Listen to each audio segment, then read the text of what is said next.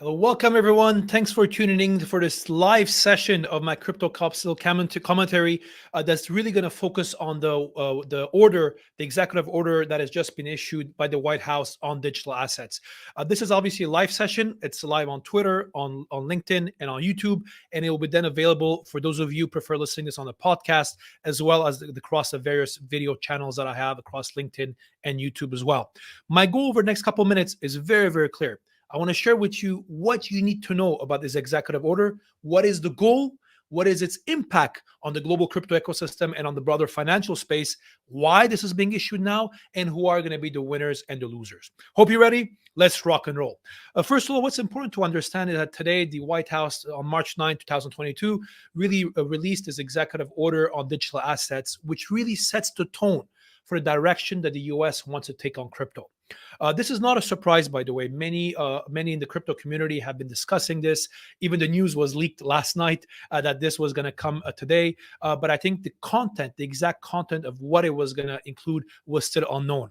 But this is a big milestone because for the first time, there is a national policy that is laid out in the US with what they call a whole of government approach, that all the various verticals of the government arms are involved in this, and also with very clear timelines and deadlines that are set out in the executive order. So first of all, what is the goal? Why is this taking place today? When you read the executive order, it's very clear that there's a really twofold goal that is really laid out.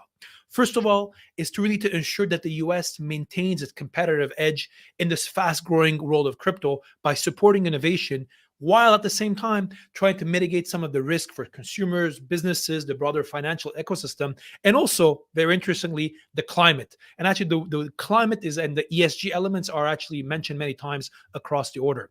Second thing is that it is very clearly emphasized that the United States must play a leading role when it comes to the international engagement in global governance on digital assets, consistent, and I quote, U.S. democratic values and U.S. global competitiveness. And this is very, very important, and we'll talk about in a second why this is taking place. But really, these two goals are very, very clearly laid out. Now, how do they want to achieve this goal? I think it's when you analyze the order, there's really, I would say, three big defensive moves and three big offensive moves, like in good old basketball or sports. Let's first kick off with the defensive moves because I think those are a bit easier. The first defensive move that is laid out is to ensure consumer and investor protection. Not a surprise there. They're basically directing Treasury and other agencies to assess and develop policy recommendations on the implications of the growth of digital assets and encouraging regulators to ensure there's sufficient oversight and safeguard against systemic financial risk. Again, not a surprise there.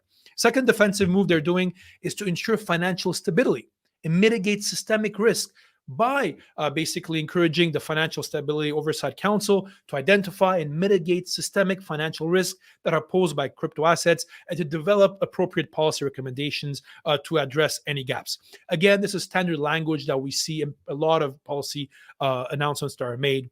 And number three, the third defensive move is really to mitigate illicit finance and national security risk by basically directing, and I quote, they use this term, unprecedented focus of coordinated action across all the relevant U.S. government agencies to mitigate these risks, and encouraging these agencies to work with global allies and partners to ensure international frameworks, capabilities, and partnerships are aligned and responsive to risk. So again, obviously, this is in response to a lot of the conversation against sanctions and potential use of cryptocurrencies and money laundering and other illicit activities. So these three big defensive moves, I would say it's not a surprise.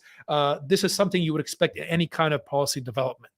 Now, the most interesting part is the three offensive moves. And these are important to spend some time on analyzing what they mean. First of all, the first order that includes to promote U.S. leadership in technology and economic competitiveness to reinforce U.S. leadership in global financial systems. And the way they're doing this is really by directing the Department of Commerce to work across the U.S. government, establishing a framework to drive U.S. competitiveness and leadership, and really to leverage these digital asset technologies. And really what they want to do is to use this as a framework to serve as a foundation for agencies to integrate this as a priority in their policy, their research, the development, and the operational approaches to digital assets. So really, I think what's important here to understand is that really they're really reinforcing the case that they want the U.S. to be leader in digital assets on a not only local perspective, national perspective, but global perspective as well. Second offensive move that is very interesting is that they put the emphasis on promoting financial inclusion and responsible innovation. The way this is being done is by directing the Secretary of Treasury to produce a report on the future of money and the future of payment system.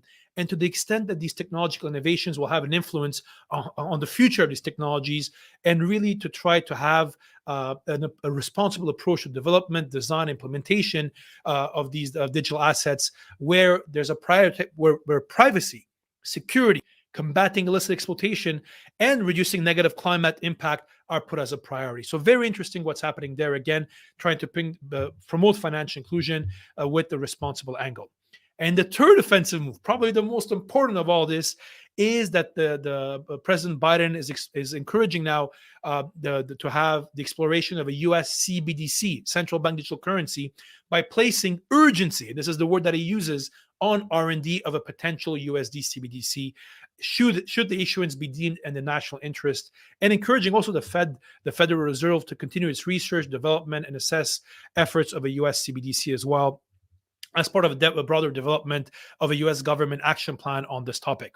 And by the way, what's really interesting here as well is in the actual order that they release, they also ask that there is actually research being done on the impact that privately issued stablecoins, and there's over 180 billion of that right now, could have on a potential U.S. CBDC as well. And another thing they also emphasize is to have U.S. participation in multi-country experimentation, really to make sure that U.S. is part of some of these global discussions going on. So this is actually quite important because it really, for the first time, sets the tone and the kind of the roadmap of a country, of a policy for the U.S. on crypto. Now, let's try to analyze this is obviously what happened. Let's try to analyze what this means. First of all, why now? Why is this order being issued now, not last year, not 6 months ago, or not in a couple of months from now? First of all, I think we all have to acknowledge, and the U.S. knows this as well, that China right now has a lead of many years when it comes to central bank digital currency, especially. As we all know, and I've discussed this for many of you who follow my newsletter, many of you who watch my videos, China has been exploring CBDCs since 2014. They set up an institute on CBDCs in 2016. They have been experimenting since 2017. According to the latest official data, there's over 140 million Chinese residents that have a digital currency wallet, and there's billions of dollars of transactions that have already taken place. And the U.S. knows this very well, and they know that unless the U.S. can have a very good coordinated action plan to deal with this, it may be too late. And this is actually one of the reasons why in the executive order, you see very clear timelines that are put in place. Normally, they're about 6 months, but very clear timelines are put in place for action on this topic. So the China lead is definitely a reason you're seeing this as a catalyst right now. Second, and this may sound a bit stupid, but it's really COVID. As we know, Asia overall, especially China, has taken a way more conservative approach to COVID. There's pretty much a zero COVID policy across China, for example. And this has been obviously slowed down the lead that China was having on crypto. For example, today, even places like Hong Kong, most executives of the large crypto companies have left Hong Kong for places like Singapore, Dubai, or the US, or Switzerland, or other places like that. Following the Bitcoin mining ban last summer in China, pretty much all the talent and of course the machines and a lot of the companies are involved in crypto mining have moved out, with the majority going to the United States right now. And right now, frankly, while it's pretty much impossible for foreigners to enter China, or it's very difficult to enter China and parts of Asia, the US has been fully open right now. Pretty much there's no more mask mandates. And this is actually pretty good advantage for the US, because unlike when Asia is closed down, now the US can use this as an advantage to try to really push forward the development of digital assets. And this is something that other jurisdictions have also done very well. Dubai is a very good example that, by the way, just issued crypto regulations today as well, and that has been very beneficial to that as well. Number three reason we are seeing this right now, may not be surprised, is the geopolitical context. The big elephant here in the room is obviously the attacks that took place on Ukraine a couple of weeks ago. In recent weeks, to the days leading to the attacks, Russia has been really experimenting with its own central bank digital currency, and the Russian government has been passing crypto regulations as well. Also, let's not forget that following some of the sanctions that were enacted as well, Russia has been moving more closely to China, for example, for its credit card system.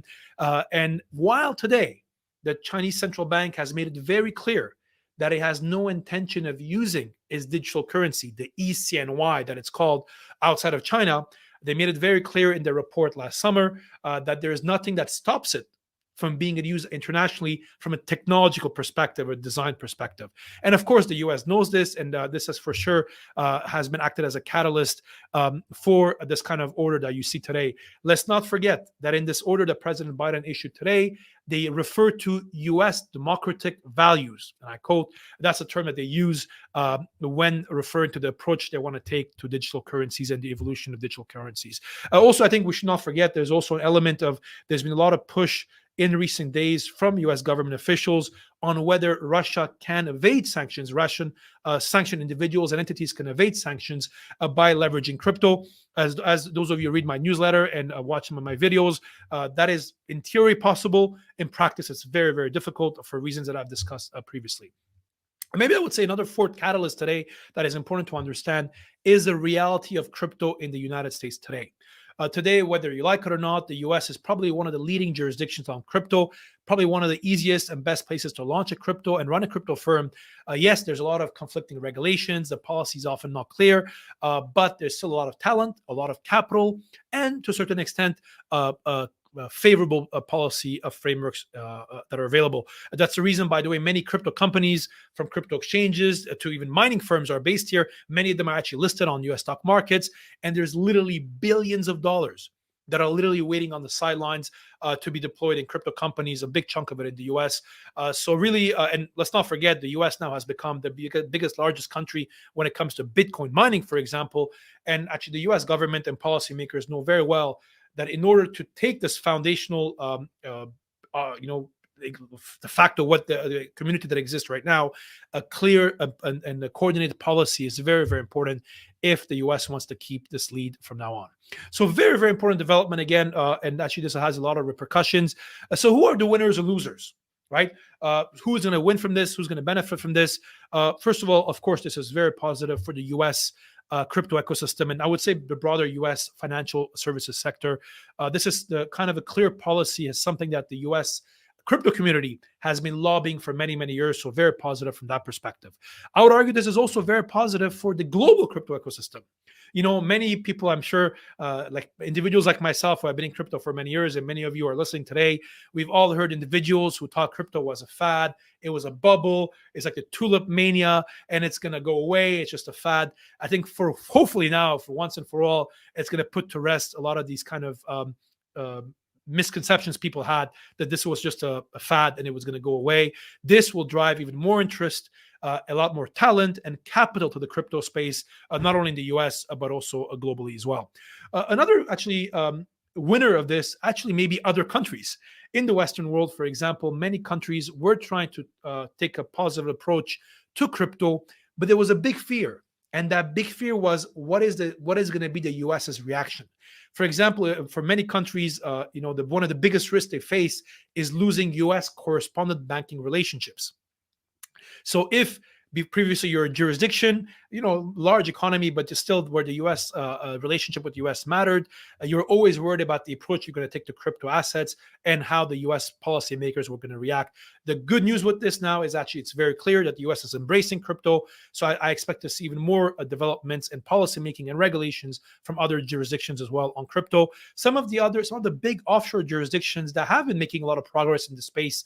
The Bahamas is a very good example that has very good regulations for crypto. Cayman Islands has already very good regulations for crypto funds, and places like Dubai and the UAE that have basically issued a lot of positive welcoming messages towards crypto companies. Actually, the UAE just approved today a whole comprehensive set of rules for crypto. These hubs will benefit because they will take out some of this uncertainty that existed before, and I think this is something that we should expect to see.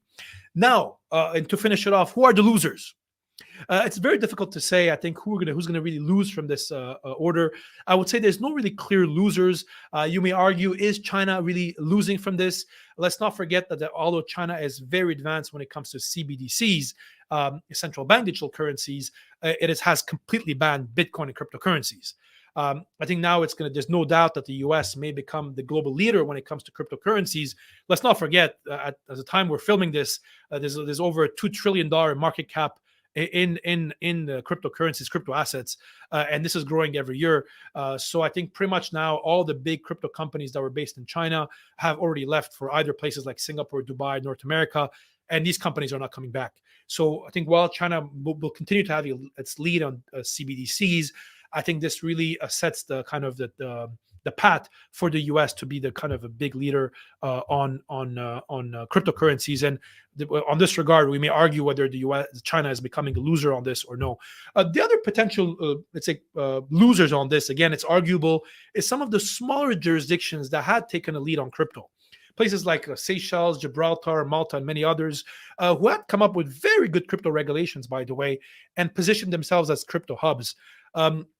What's going to be very important for these jurisdictions right now is to clearly show what is their edge and what is the advantages they're going to continue to offer to these crypto companies, whether it's better tax advantages, to other market access advantages, for example, to enter the EU, for example. But I think they're going to need to actually refine their positioning and their strategy moving forward to try to convince companies to come to their jurisdiction and not go to the US, for example, where regulations could be clearer and a bit more welcoming on that perspective. So obviously, this is a big development that happened today. Obviously, there'll be a lot of chatter about this, a lot of news, a lot of discussions about this topic over the weeks and months to come.